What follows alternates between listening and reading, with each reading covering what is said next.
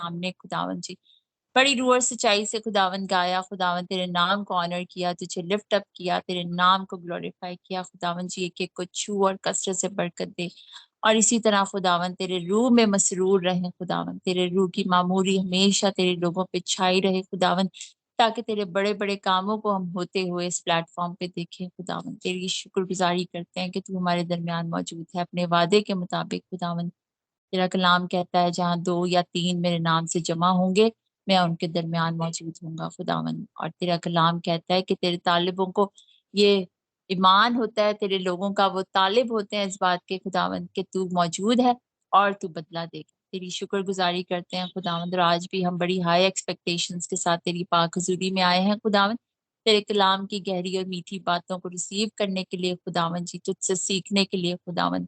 आज तूने खुदावन पास्टर लतीफ जॉन को अपने कलाम की खिदमत के लिए चुना है खुदावंद, अपने बंदा को भरे बादलों की तरह यूज करना खुदावंद। अल्फाजों की सारी तरतीब तेरे पाक की मर्जी से तेरी रहनुमाई में हो खुदावंद जी।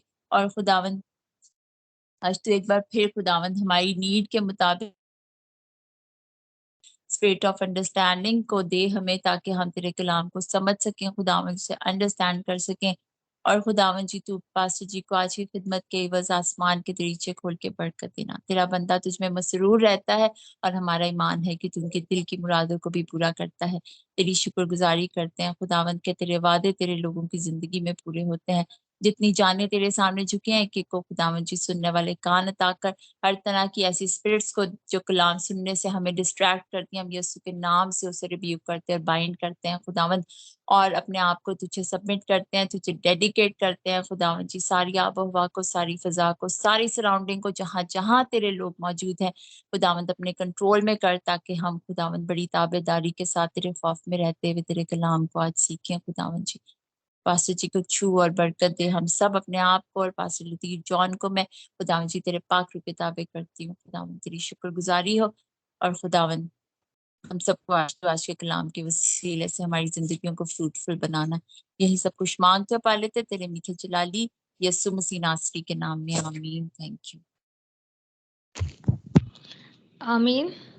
थैंक यू मैम मलिहा इस खूबसूरत कलाम की दुआ के लिए। खुदावंद आपको ढेरों बरकत से नवाजे। अब मैं इज़्ज़त और एहतराम के साथ पास्टर जॉन लतीफ़ को वेलकम करती हूँ कि आप आएँ और जो कलाम आपने खुदावंद की रहनुमाई में रहकर तैयार किया है वो खुदा की कलीसिया तक पहुँचाएँ। आमीन। वेलकम पास्टर जॉन लतीफ़।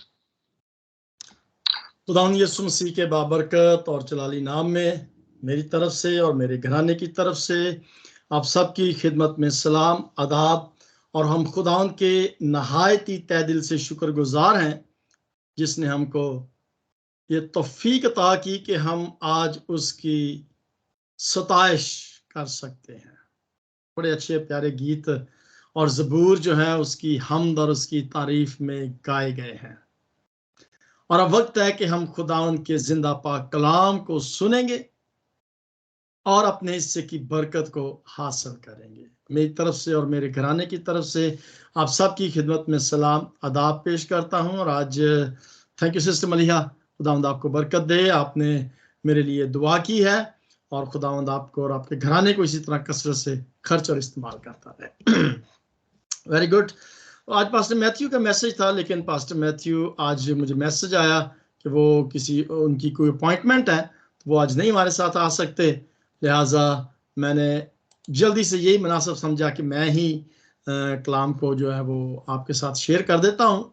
और मेरी बारी संडे को होती है, लेकिन संडे को देखेंगे, कोई और बातचीत कर लेंगे, कोई और प्रोग्राम कर लेंगे।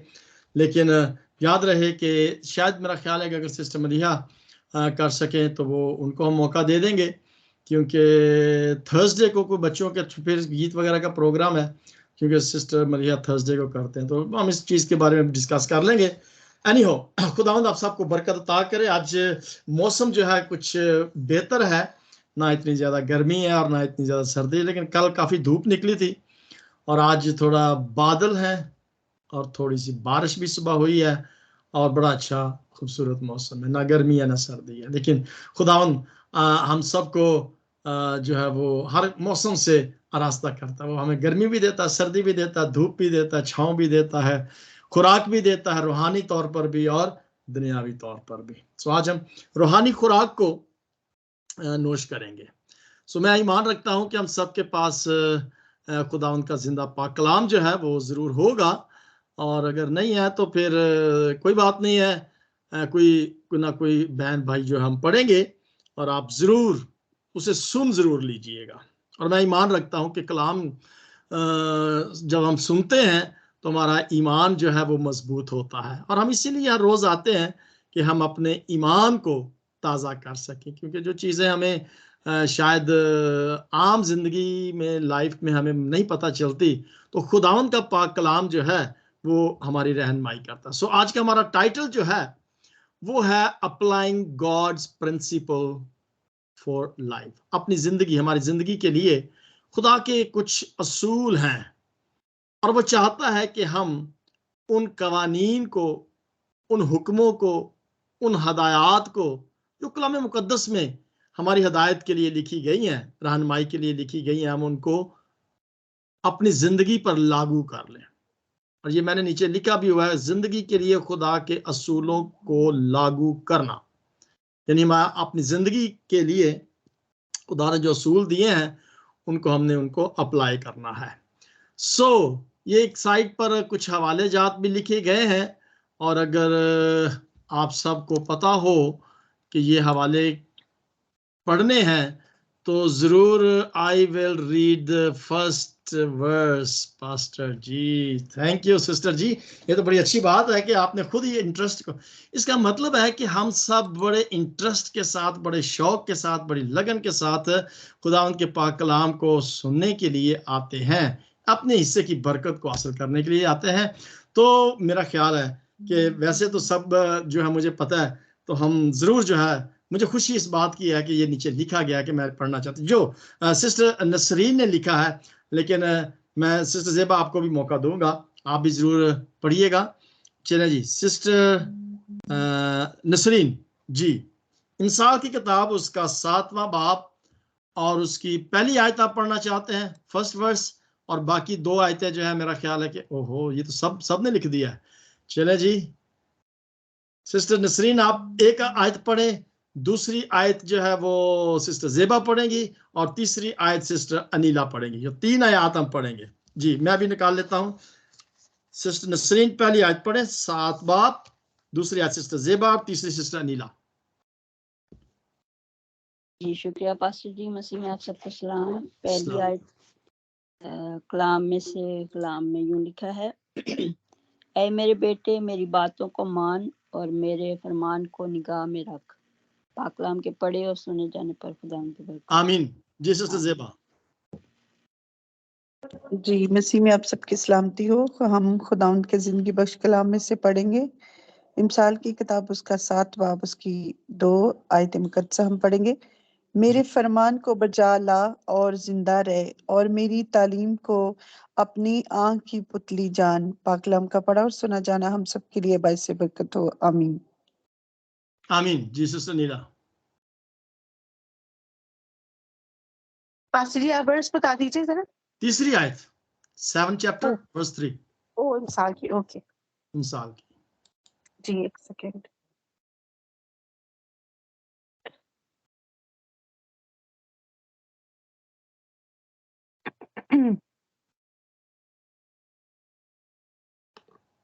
Sorry, just bear with me. जी, तीसरी आयत है, उसे अपनी उंगलियों में बांध और उसे अपने दिल में रख ले। पाक कलाम के पढ़े और सुने जाने पे खुदावन की बहुत बरकत हो। आमीन आमीन आमीन आमीन। बहुत बहुत शुक्रिया सिस्टरों, खुदावंद आपको बरकत आकर। सिस्टरों वैसे लफ्ज़ तो नहीं है, कोई ना उर्दू का ना इंग्लिश का, बहनों कहना चाहिए। सो बहनों, खुदावंद आपको बरकत अता करें। और कई दफ़ा हमारे कोई बहन भाई ने पास्टरों भी कह देते, सारे पास्टरों के साथ, पास्टरों भी लफ्ज़ नहीं है, तमाम पासबानों के साथ हो। पास्टर एक होता है, पास्टर्स इंग्लिश का वर्ड है, तो मैंने भी आज गलती कर दी है, सिस्टरों कह दिया है। एनी हो, आप समझते हैं कि ये हमारी पंजाबी और इंग्लिश जब मिक्स हो जाती है तो फिर कुछ ऐसे ही कचूम्बर सा निकल जाता है। एनी हो, मैं बहुत शुक्रगुजार हूं आप तमाम ईमानदारों का जो हर रोज अपने हिस्से की बरकत को हासिल करने के लिए आ जाते हैं। खुदावंद के पाक कलाम को जब हम पढ़ते हैं तो जिंदा पाक कलाम हमारी हदायत के लिए होता है, हमारी रहनुमाई के लिए होता है।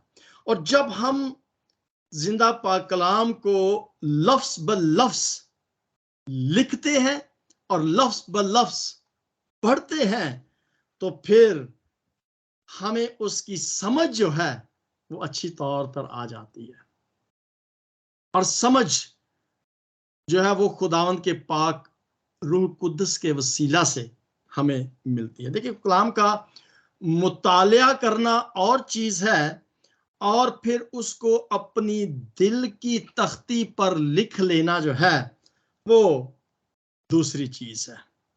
लफ्ज पर लफ्ज उसको लिख लेना दिल की तख्ती पर, और फिर उसका मुतालिया करना जो है ये हमारी समझ में इजाफा करता है।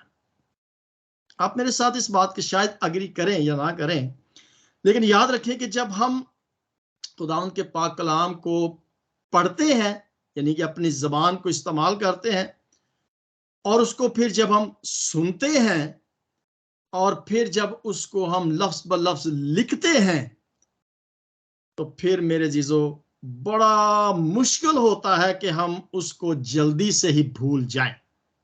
सो जब ये तीनों सेंसेस इस्तेमाल होती हैं, मैं इसलिए कई दफा कहता हूं कि जब आप चर्च में जाते हैं ना तो कोशिश करें कि कलाम मुकद्दस को अपने साथ लेकर जाएं। बल्कि जब आप आईडी पर भी आते हैं और खुदावंद के यहाँ पर जिंदा पाक कलाम को समझने के लिए आते हैं, तो जरूर से अपने सामने रखा करें, ताकि जब कलाम को पढ़ा जाए तो कम से कम आप उसे देख सके, तो आप देखने की सेंस को भी और सुनने की सेंस को भी, और अगर आप बोल सकते हैं, माइक तो बंद होते हैं, आप उससे बोल भी सकते हैं। तो जब ये तमाम की तमाम सेंसेस जो है इस्तेमाल होती हैं, तो फिर उस कलाम को समझने में, क्योंकि ये मेहनत हो रही होती है ना, हमारी सेंसेस जब काम करती हैं तो ये मेहनत हो रही होती है। और खुदावंद के पाक कलाम में लिखा है कि मेहनत करने वाला जो है वो कभी भी रायगा जो है उसकी मेहनत वो नहीं जाएगी, और उसकी मेहनत जो है वो उसको आसान बना देती है समझने के लिए। सो पाक कलाम को समझना, उसका मुतालिया करना जो है वो इजी या आसान जो है वो हो सकता है। मेरे साथ सिस्टर शमीम है। अब मैं नाम लेकर आपके कहूँगा कि आपने कलाम को पढ़ना है, और भाई रियाज को भी मौका देंगे। जी सर, आपको भी मौका देंगे। सिस्टर शमीम जेरी इटली से हमारे साथ है। जी सिस्टर जी, दूसरा तिमोथियस उसका दूसरा बाब और उसकी 15 आयत को जरा पढ़ने में रहनुमाई करें। खुदा का बंदा पौलुस रसूल क्या फरमाता है।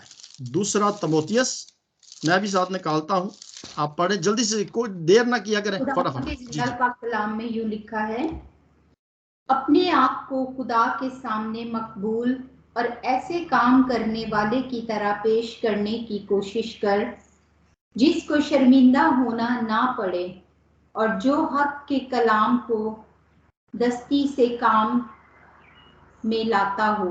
पाक कलाम का पढ़ा और सुना जाना हम सबों के लिए बाइस से बरकत हो।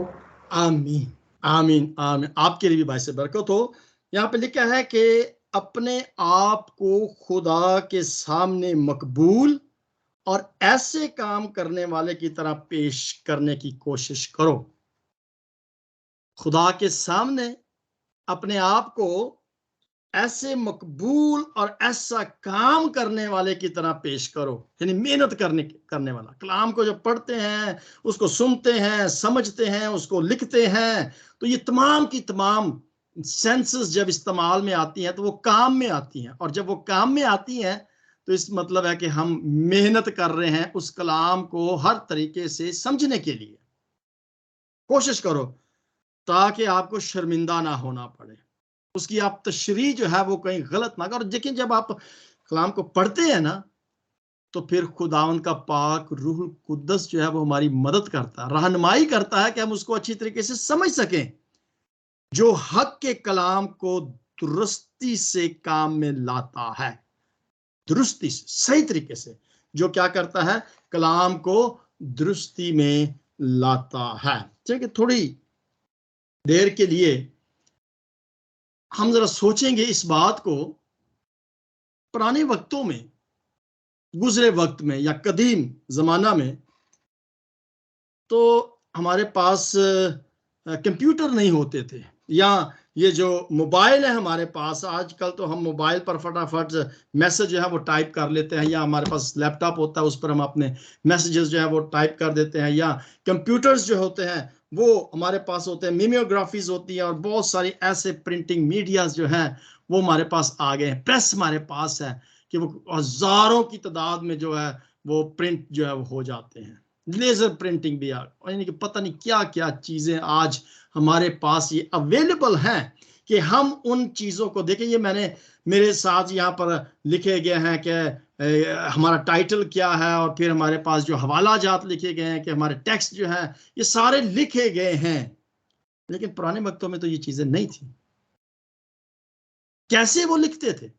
यानी कि यहाँ पे लिखा हुआ है खुदावंद के पाक कलाम में कि खुदा के कलाम को हर तरीके से कोशिश करें, मेहनत करें, उसे लिखें, उसे पढ़ें, उसे समझें, बोलें।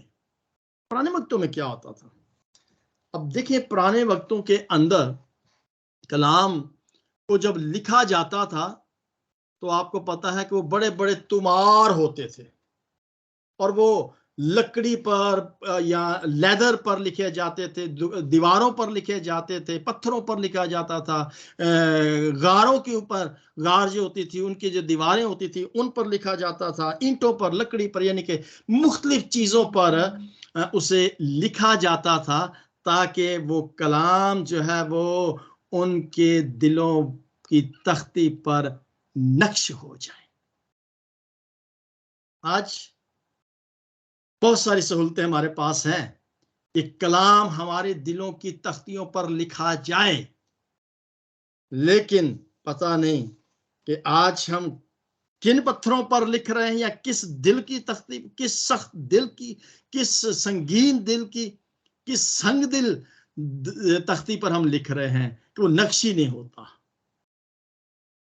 मेरे अजीजों, उन मुसन्नफों के बारे में जरा गौर करें, वो जो कलाम को लफ्ज ब लफ्ज लिखते थे।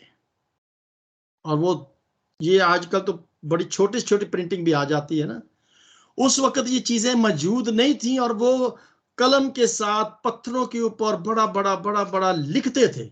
सोचिए जरा उन मुसन्नफों को कि ये इतने बड़े कलाम मुकद्दस को लिख लिख, पूरी जिंदगी जो थे वो गुजार देते थे, लिखते रहते थे। और एक वर्जन वो पुराना हो गया, फिर दूसरा वर्जन, फिर तीसरा वर्जन, और कलाम को वो लिखते जाते थे, लफ्ज पर लफ्ज हर एक जेर जबर पेश को लिखा जाता था। अब ये मैंने यहाँ पर लिखा है ना, जिंदगी के लिए खुदा के असूलों को लागू करना, इसके ऊपर जेर नहीं है, खुदा के ऊपर पेश नहीं है, असूलों के ऊपर वो पेश नहीं लगाई गई। अब वो लोग जो मुसन्नफ थे, जो लिखा करते थे, जो लखारी थे, सोचें, जिन्होंने अपनी सारी जिंदगी को सर्फ कर दिया तुरेत को लिखने में। अब तुरेत आप सब समझते, तूरा, तूरा इंग्लिश में से कहते हैं, तो वो तुरेत जो था, तुमार कहना चाहिए, तुरेत तो शरीयत है, यानी वो शरीयत को लिखते थे, लेकिन उन तुमारों पर लिखा जाता था और वो बार बार उसको लिखते थे। मैं समझता हूं कि हो सकता है कि जब वो कलाम मुकद्दस को लिखते थे, और एक बार नहीं, दो बार नहीं, तीन बार नहीं, सारी जिंदगी वो लिखते थे, और वो कलाम उनके दिलों की तख्तियों पर लिखा जाता था। उन्हें जुबानी याद, क्योंकि वो हर रोज खुदा के कलाम को लफ्ज ब लफ्ज लिखते थे, और जब वो लिखते थे तो वो उनके दिलों पर जब लिखा जाता था तो साल हो साल वो लिखते रहते थे, और फिर मेरे जीजों उनकी जिंदगियों पर वो असर करता था।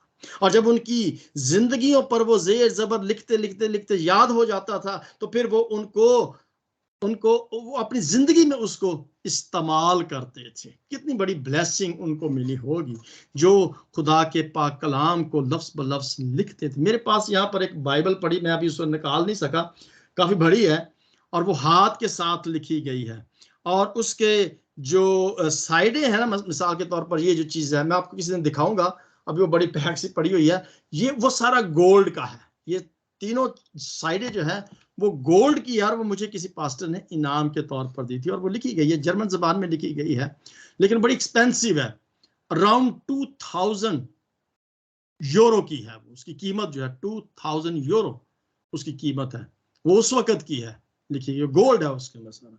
तो जब मैं 2012 के अंदर चर्च में काम करता था, मार्टिन लूथर का चर्च था जो उसने सबसे पहले चर्च बनाया था, फंगेलियस यानी कि प्रोटेस्टेंट चर्च बनाया था, उसमें मैंने काम करना शुरू किया। तो वहां पर हमने वो जो रूम था जहां पर मार्टिन लूथर ने बैठकर उसको बाइबल को लिखा था अपने हाथ से, वहां पर हमने एक पेज जो थे वो रख दिए थे, ताकि जो भी आए पर बाइबल पढ़ी थी और नीचे वो पेज लिखे थे, पड़े हुए थे खाली, और जो भी विजिटर आता था वो अपने हाथ के साथ जितना भी वो लिख सकता था वो लिखता था। मुझे पता नहीं है कि अब वो कौन से उस वक्त गिनती की किताब तक हम पहुंचे थे, तो वो ये 2012 की बात है, 12 की।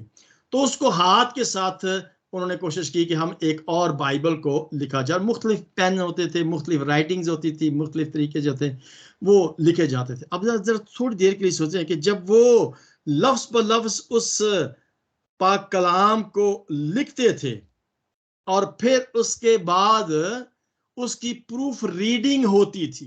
प्रूफ रीडिंग आप समझते हैं, यानी कि जो कुछ प्रिंट करना था उसको पहले पढ़ा जाता था कि उसके अंदर कोई गलती तो नहीं है, कोई जेर जबर की मिस्टेक तो नहीं हुई है। और वो जेर जबर की जो मिस्टेक होती थी उसको रेड पेन के साथ, ये असल में मैं इसलिए बता रहा हूं कि मैं भी प्रिंटिंग प्रेस में काम करता। पास्टर रॉबर्ट जानते हैं कि फरुखाबाद के अंदर एक हमारी प्रेस है, और उस प्रेस के अंदर बहुत सारी चीज़ें जो थी स्कूल की वो प्रिंट की जाती थी, और मैं उस मशीन को मैंने वो इस्तेमाल करना, वो ऐसे एक पेपर रखते थे, फिर एक निकालते थे और एक रखते थे, और बड़ी पुरानी सी मशीन थी वो उस प्रिंटिंग प्रेस में। फिर वो छोटे छोटे लेटर्स होते थे, उनको आपस में डिवाइड करके उनको जमा करके तो एक लफ्ज लाइन जो थी या जो भी सब्जेक्ट होता था उससे बनाया जाता था। तो वो मैं करता था, और जब वो एक प्रिंट निकालते थे फिर प्रूफ के लिए जिस बंदे ने दी होती थी उसको भेजा जाता था, वो फिर चेक करता था कि कोई गलती तो नहीं है, कोई लेटर मिस्टेक तो नहीं है, कोई भी। तो वो उसको रेड पेन से लाइन लगा देता था या क्रॉस लगा देता या दायरा बना देता, फिर उसको फिर हम करेक्शन जो थी वो प्रूफ रीडिंग की जाती थी। और आप ये सोचिएगा कि वो जो सारा जिंदगी कलाम मुकद्दस को लिखते थे और फिर उसकी प्रूफ रीडिंग करते थे, फिर उसे दोबारा पढ़ते थे, फिर उसको लिखते थे, पता नहीं कितने सदियां क्या चाहिए, कितने दिन महीने साल उनको उन मुसन्निफों की जिंदगी जो थी वो गुजर जाती थी खुदावंद के जिंदा पाक कलाम को लिखने में, और उनकी जिंदगियों पर उसका बड़ा गहरा असर जो था वो पड़ता था।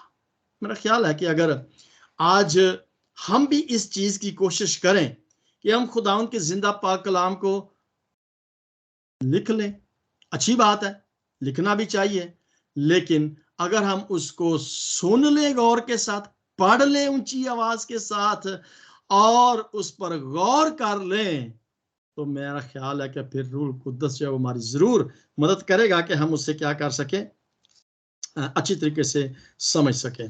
और जब हैकल के अंदर खुदावंद के पाक कलाम, सिनागॉग के अंदर जब कलाम को पढ़ा जाता था, तो जो पढ़ने वाला था वो सारे का सारा तुमार जो था वो लेकर नहीं आता था। वो सिर्फ और सिर्फ क्या करता था कि वो जितना हिस्सा पढ़ना था वो उस लेदर के ऊपर उसको लिखता था और फिर उसको वो लेकर आता था। और ये तुमार मैंने देखे हुए हैं, हमारे यहाँ मार्टिन लूथर का जो चर्च था वहां पर वो तुमार म्यूजियम जो है चर्च का, उसके अंदर वो पड़े हुए हैं और मैंने उनको देखा है तुम्हारों को। एक दफा क्या होता है कि जो पुराना बंदा था उस म्यूजियम में काम करता, तो उसके पास वो मेरी उसके पास में गया, क्योंकि वो वहां पर ही रहता था, उसका छोटा सा कमरा उसको दिया हुआ था लुक आफ्टर के लिए। तो मैं वहां पर जो विजिटर आते थे उन पर उनके साथ मिलकर काम करता। तो एक दफा मैंने उस तुमार को देखा कि उस तुमार के अंदर कुछ ऐसी लाइनें थी जो थोड़ी गाढ़े रंग से लिखी गई थी, है ब्लैक ही थी लेकिन वो थोड़ी मोटी लिखी गई थी, और बाकी जो थी वो थोड़ी आम जो राइटिंग उसके साथ लिखे गए थे। फिर मैंने उससे पूछा कि ये ज्यादा गाढ़ी है या ज्यादा मोटा लिखा गया है, ये पतला लिखा गया है, इसकी वजह क्या है? वो कहता था कि ये इसलिए लिखा गया है, इसलिए ये मोटा लिखा गया है, जैसे किसी चीज को अंडरलाइन किया जाता है। मेरे पास यहाँ पर ये एक फेल्ट पेन पड़ा हुआ है, ठीक है, ये मेरे पास ये पेन है, और जब किसी खास जुमले को इसको मार्क किया जाता है तो इसका मतलब है कि वी हैव टू, वहां पर रुकना है, पॉज करना है और उसके बारे में फिर थोड़ी सी तशरीह करनी है। उस वक्त तो ये मार्कर नहीं हुआ करते थे, अब तो ये मार्कर कलाम मुकद्दस पर भी लगाते हैं। मेरे यहाँ पर आप देख सकते हैं कलाम मुकद्दस में भी कई जगह पर मार्कर जो है वो मार्क के साथ, ये देखिए येलो लिखा हुआ है, तो उसके मार्क जो है वो किया जाता है ताकि उस पर पढ़ा जाए और उस पर थोड़ी देर के लिए गौर किया जाए। तो वो कहता था कि जब ये किसी लाइन के ऊपर उन्होंने रुकना है, उस पर गौर करना है, तो उसको जरा थोड़ा सा मोटा सा गाढ़ा सा उसको लिख लेते थे ताकि उस पर वो थोड़ी देर के लिए कलाम कर सके या बात कर सके। कितनी मेहनत उनको करनी पड़ती थी, बार बार लिखना पड़ता था, सिर्फ और सिर्फ इसलिए कि वो आयात उनको याद रहे, वो उनको याद कर सके। ये बड़े मेहनत की बात है और ये बड़े गौर की बात है कि जब हम खुदावंद के या पाक कलाम के अंदर जो अभी आयत पढ़ी गई है ना इंसाल के अंदर, कि उसको अपने दिल की तख्तियों पर लिख ले, जो सिस्टर नीला ने पढ़े थे कि उनको अपनी उंगलियों पर बांध ले, उनको अपने दिल की तख्ती के पर मुराद ये है कि हमने उसको याद कर लेना है। एक चीज जो बार बार लिखी जाती है, अब ये एक बड़ी गलत सी मैं बात यहाँ पर कहने लगा हूँ, उसका कंसर्न तो मेरे साथ ही है। वो ऐसे है कि जब हम मैट्रिक के एग्जाम दे रहे थे तो आपको पता है कि पाकिस्तान के अंदर बूटी चलती है, और अब बूटी आप सब समझते हैं, चीटिंग। तो कोई भी ऐसे था या कोई चीज थी तो हम क्या करते थे, उसको लिखते थे किसी छोटे से पेपर पर क्या करते, उसको लिखकर फिर उसको फोल्ड कर लिया और फिर कहीं ना कहीं उसको छुपा दिया जाता था। अच्छा, मेरे साथ क्या होता था कि जब मैं उसको लिख लेता था तो मुझे याद हो जाती थी, और वो जहां पर छुपाया जाता था वो वहां ही छुपा रहता था, उसको निकालने की जरूरत नहीं पड़ती थी क्योंकि याद हो गया था। इसका मतलब है कि लिखने, दिल की तख्ती पर लिखने का मुराद है कि हम जब उसे लिखते हैं तो हम याद कर लेते हैं, और जब याद कर लेते हैं तो फिर हम उसे भूलते नहीं है। कोई भी इम्तिहान देने में फिर हमें कोई मुश्किल नहीं होती। मेरे जीजो, जब हम खुदा के पाक कलाम को अपने दिल की तख्ती पर लिख लेंगे तो फिर हमें उसको समझना मुश्किल जो है वो नहीं होगा, आसान जो है वो हमारे लिए हो जाएगा। सो आइए, हम जो खुदा के बेटे और बेटियां हैं, हम जो उसके शहजादे और शहजादियां हैं, हम जो उसके काहिन हैं, रानियां हैं, शहजादियां हैं, खादम हैं, खुदा का पाक कलाम क्या कहता है। अगर हमारे साथ सिस्टर मुकाशवा अनीता हमारे साथ है, सिस्टर अनीता, शायद मेरा ख्याल है मैंने आप हमारे साथ हैं। सिस्टर अनीता यूसुफ है हमारे साथ। चले भाई रियाज, सिस्टर अनीता यूसुफ हमारे साथ नहीं है, भाई रियाज हमारे साथ है, वो भी चले गए हैं।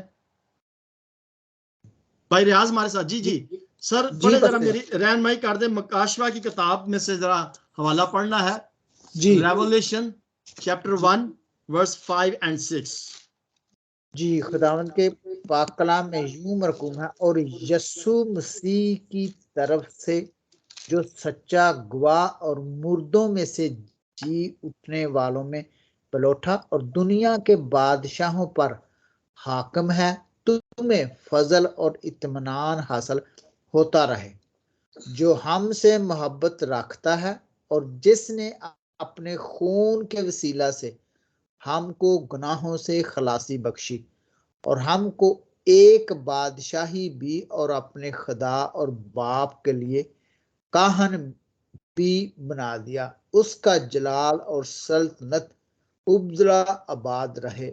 आमीन आमीन आमीन। बहुत बहुत शुक्रिया भाई रियाज, खुदावंद आपको बरकत अता करे। अब देखिए यहाँ पर लिखा हुआ है कि खुदा ने हमें गवाह ठहराया है और उसने हमसे मोहब्बत रखी है, और उस मोहब्बत से अपने खून के वसीला से उसने क्या किया, हमें हमारे गुनाहों से खलासी दी है, और हमको एक बादशाही दी है, और अपने खुदा और बाप के लिए हमें काहिन बनाया है। काहिन कौन होता है? कहानत करने वाला। काहिन खुदा के पाक कलाम को सुनाने वाला, और उसका जलाल और सल्तनत अब्दुल आबाद रहे। उसने हमें बादशाही दी है, और बादशाही किसको दी जाती है? जो शहजादे होते हैं। अगर मैं ये कहूं कि पास्टर नथानियल भाई सावर आप शहजादे हैं, भाई रियाज, भाई अलमास, पास्टर रॉबर्ट आप शहजादे हैं, और हमारी शहजादियां हैं, हमारी बहनें, सिस्टर मलिहा, सिस्टर जेबा, सिस्टर नसरीन, अनीला, ये खुदा की शहजादियां हैं, खुदा की बेटियां हैं। और वो चाहता है कि हम ईमानदार जो उसके बादशाही के शहजादे हैं, जो उसकी हम शहजादियां हैं, वो चाहता है कि हम उसके इस खिदमत के काम को बड़ी मेहनत के साथ करें, हम उसके इस खिदमत के काम को जाफशानी के साथ करें। अब याद रखिए कि उस जमाने के अंदर काहिन जो थे वो बादशाह होते थे, और उन बादशाहों को ये कहा गया था कि उन्होंने कलाम मुकद्दस को तहरीर करना है। ये उनकी ड्यूटी थी कि वो क्या करें? कलाम को लिखें। और जब वो कलाम को लिखते थे, और उनके लिखने की वजह ही यही थी कि जब वो उसको लिखेंगे तो वो कलाम उनकी दिलों पर जब तख्तियों पर लिखा जाएगा तो वो फिर उसके मुताबिक क्या करेंगे? हुकूमत करेंगे। उसके मुताबिक वो अपनी राया की रहनुमाई कर सकेंगे, क्योंकि जो कुछ कलाम में लिखा गया उसके मुताबिक वो हुक्मरानी या बादशाही जो है वो कर सकेंगे। सो मेरे अजीजों, हम कलाम मुकद्दस में इस चीज को देखते हैं और सुनते भी हैं, पढ़ते हैं। जो काहिन होते करते थे वो इसको तहरीर करते थे ताकि वो उस कलाम के मुताबिक क्या कर सके। भाई रियाज, ये 5वां बाब भी जरा पढ़ दें, उसकी 9वीं और 10वीं आयत में क्या लिखा है? 5वें बाब की 9वीं और 10वीं आयत में क्या लिखा है?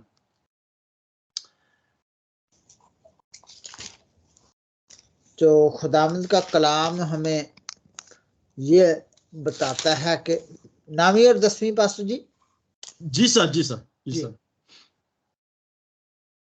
और वो ये नया गीत गाने लगे कि तू ही इस किताब को लेने और उसकी मोहरें खोलने के लायक है, क्योंकि तूने ज़बा होकर अपने खून से हर एक कबीला और अहले ज़बान और उम्मत और कौम से खुदा के वास्ते लोगों को खरीद लिया, और उनको हमारे खुदा के लिए एक बादशाही और काहिन बना दिया, और वो जमीन पर बादशाही करते हैं।